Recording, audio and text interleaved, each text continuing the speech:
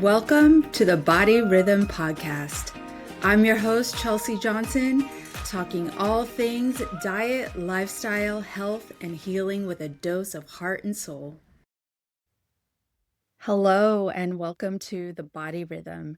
And today we're going to talk about all things exhaustion and burnout.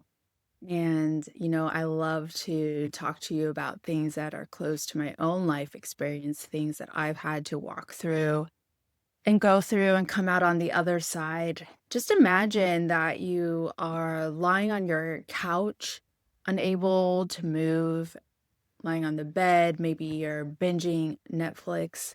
This sense of exhaustion takes over, this feeling of guilt takes over about why you don't have more energy, why you just feel kind of like a lump, only able to rest on the bed or on the couch and do absolutely nothing. And maybe you begin to ask yourself, what's wrong with me? Why can't I just get up and do the things that I need to do? Why can't I just get up and do the dishes? Why can't I get up and clean the bathroom? Why can't I just go to the grocery store? And it becomes sort of a spiral. We begin to tell ourselves that everyone else is seeming to manage. We look on social media. Everyone is posting all of the things that they've accomplished throughout the day, throughout the week, and they just seem to be able to push through. And maybe that creates more of a sense of guilt within yourself. And for me, it took a while in this state of utter exhaustion and really the inability to move that I realized that I was depleted. I was burnt out. And the relief that came to recognize that, hey, there's nothing wrong with you. The body has exhausted all of its resources. And what is depletion means that we don't have what we need. In Ayurveda, I would say that depletion corresponds with love, for giving all of our love, all of our time, all of our attention, all of our resources to other people. And then we're not able to receive that love back, self-love, or feel that we're loved from God or loved from others in our community, in our family. Then it can become a really difficult, painful position to be in. So if you've ever felt this way, like you should be able to do more, but the body just isn't able to, the mind just isn't able to, then today's episode is for you. So the laziness lie, it's what I like to call it. And this is the lie that I think a lot of women tell themselves, that they lack motivation or they lack willpower or they're not trying hard enough or they're being undisciplined about work, or it's some sort of character flaw not to constantly do things. And we live in a hustle and grind culture where activity is valued. I would say activity over productivity is valued, because if we look at what people are posting on social media, what we see all around us, it really is people posting about how active they are, about all of the cool, wonderful things they're doing, whether that's true or not, and not necessarily just about all of the productive things that they're doing. There is this glorification on always being busy. And our culture, society values always being busy. And if you're not, then this narrative of you're lazy begins to take hold. So this narrative of laziness creates shame and guilt.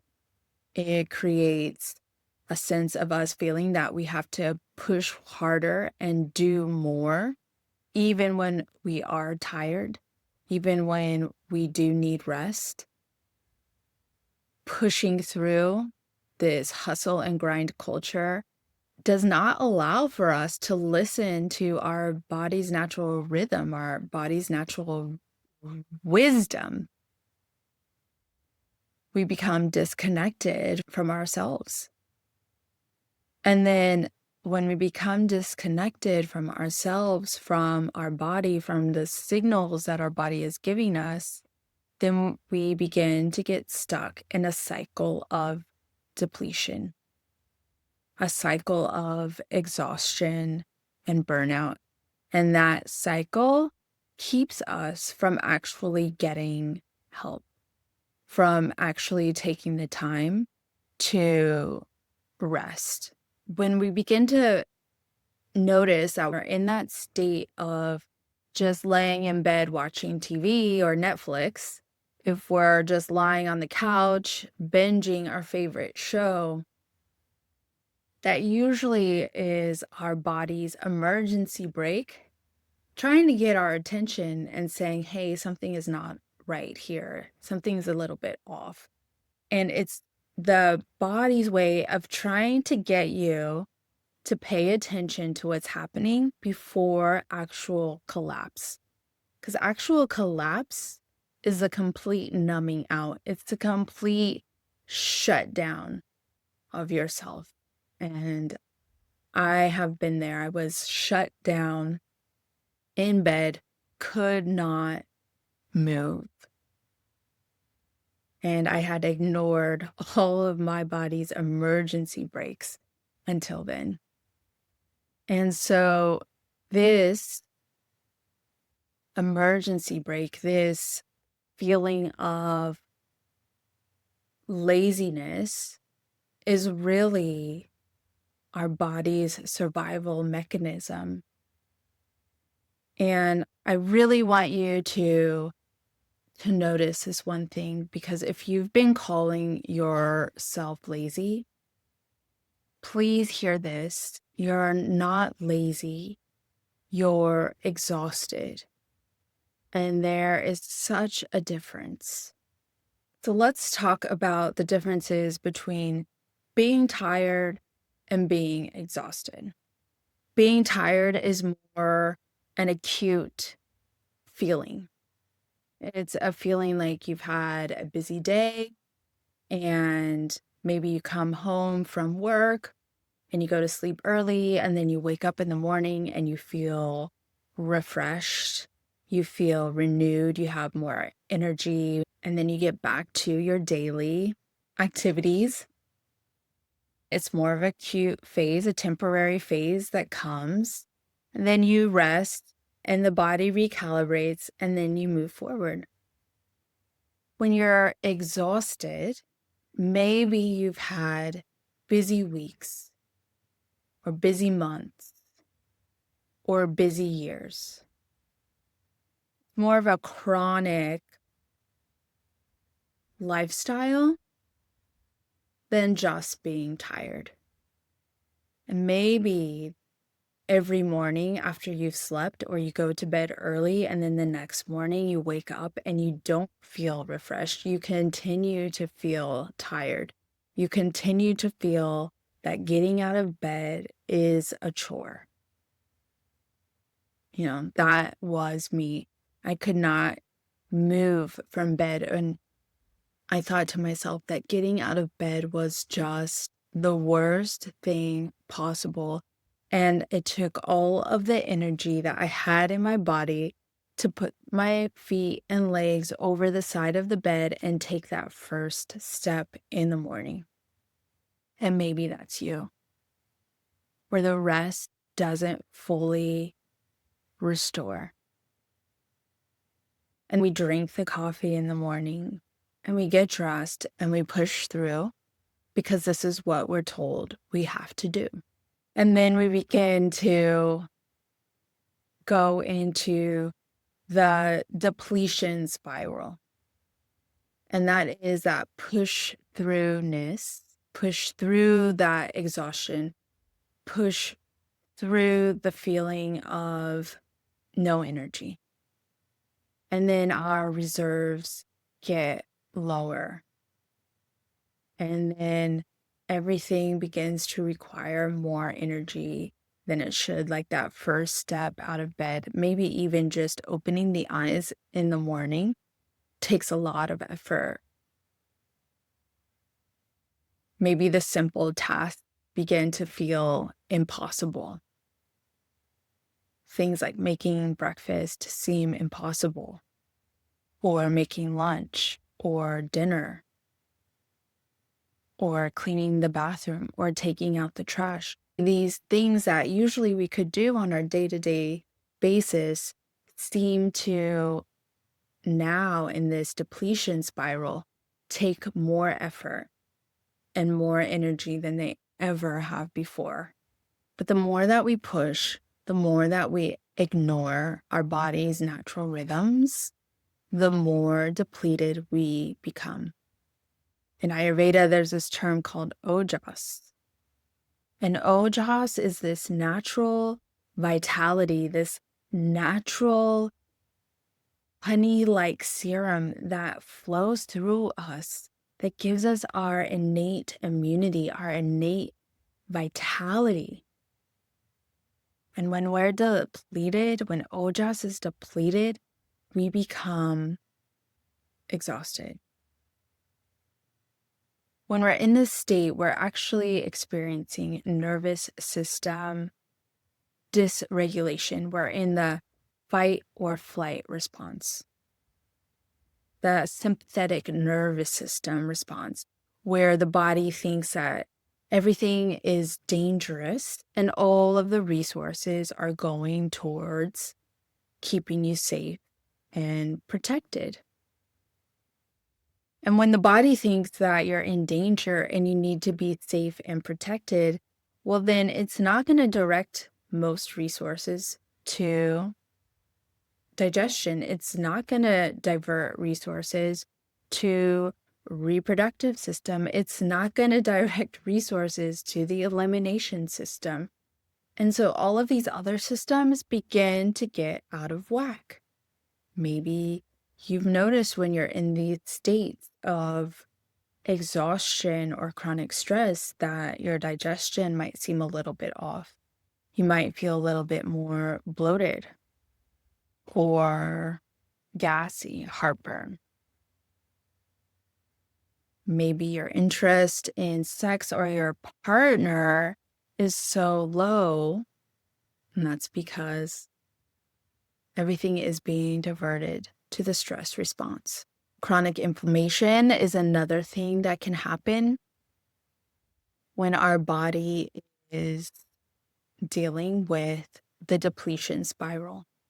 Willpower is a limited resource. When you're depleted, you have no willpower left. It's like trying to drive a car with no gas and then blaming yourself for not trying hard enough. Your body needs rest. It needs nourishment. It needs safety. It needs stability. And forcing these things, you can't force nourishment. You have to receive it. And it's hard to be in a state of reception when we're completely burned out and exhausted.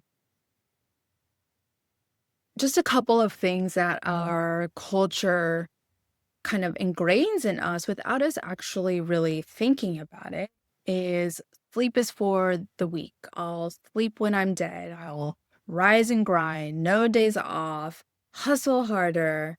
You're just not wanting it bad enough. Do any of these sound familiar to you? These messages show up for ourselves when we feel guilty for resting, or we feel like we should always be productive, or we equate our work with our output,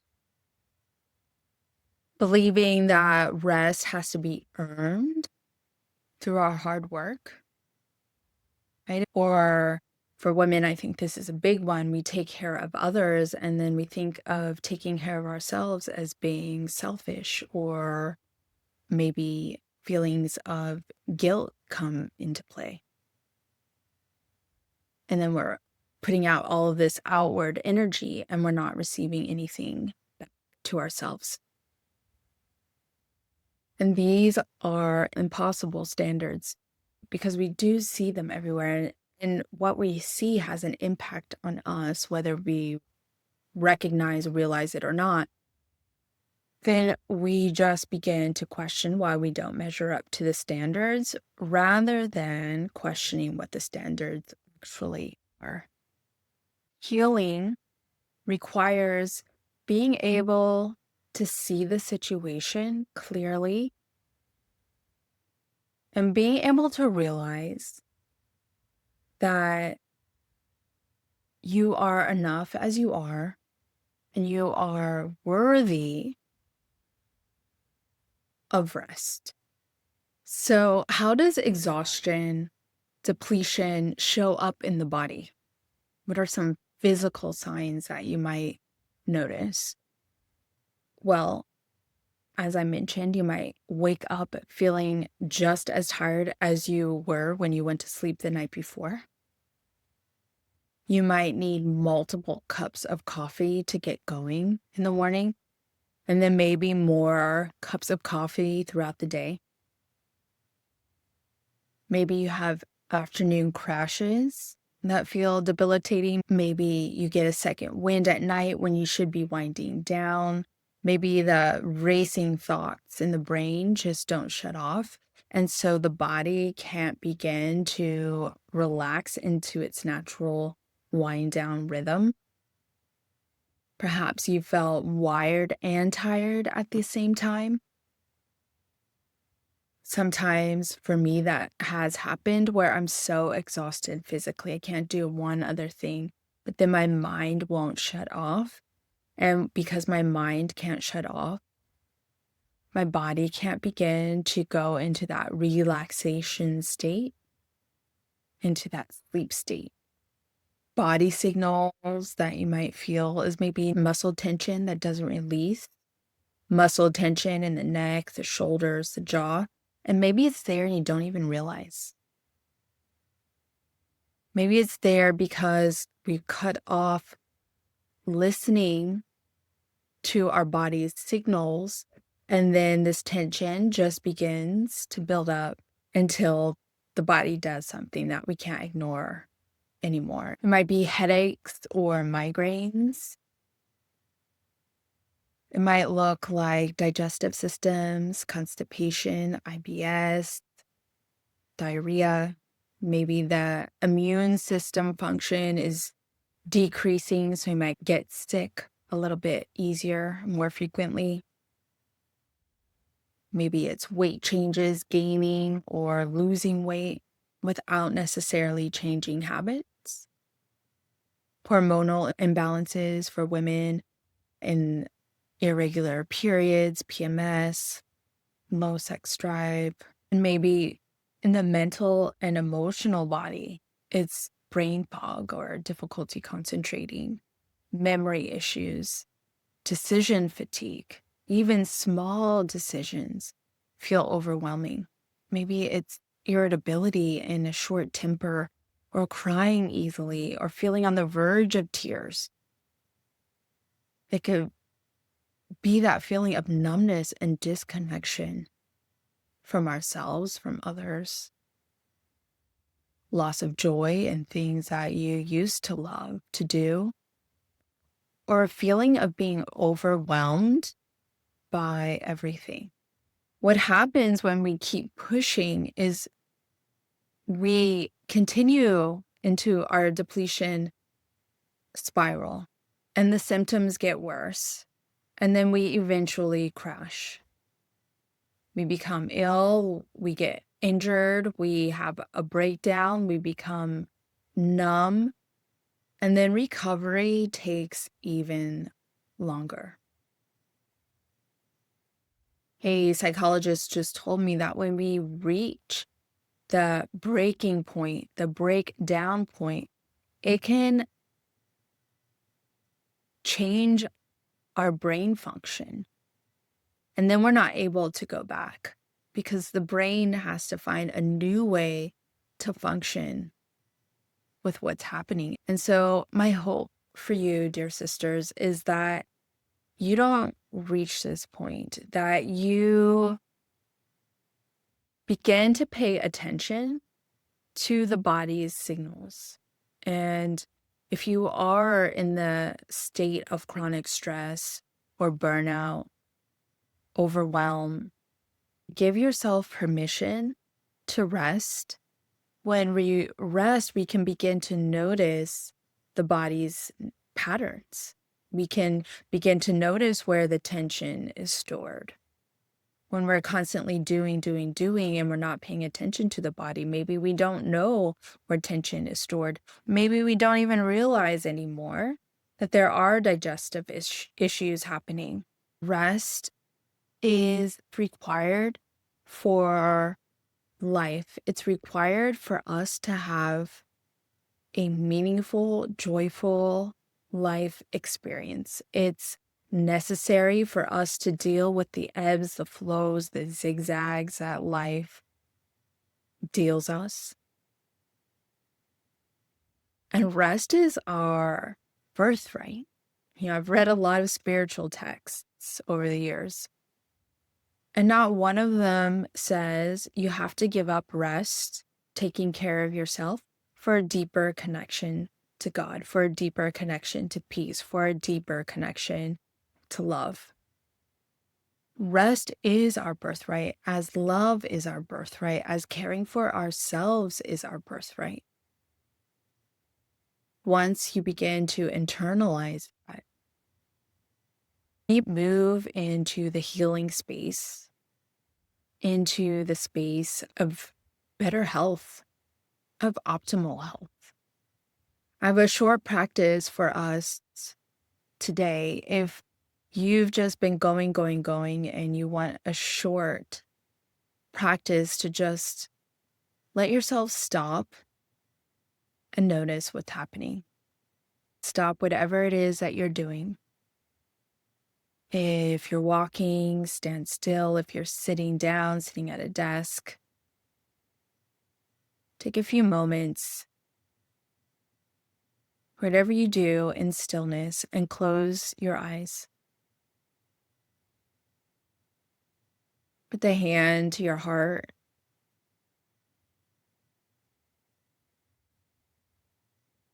And notice all 5 fingers touching the heart space. Notice the flow of the air on the skin. Notice its temperature.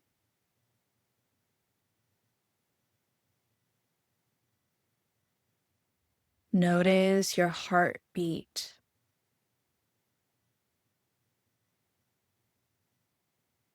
Noticing if the heartbeat is strong or it's more weak.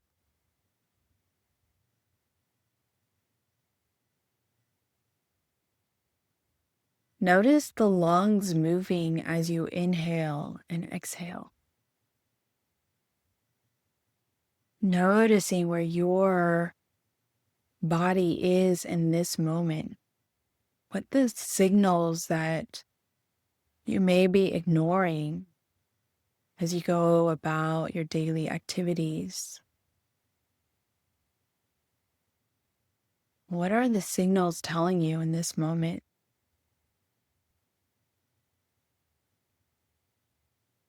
What is your medicine?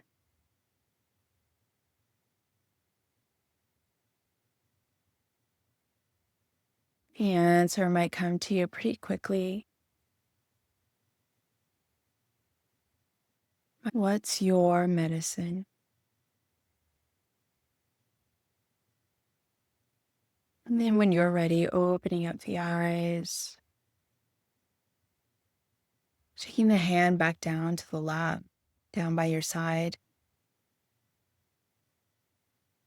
And now that you've noticed where you are and what your medicine is, take the next step to listen to your body and give yourself what you need. Have a wonderful day.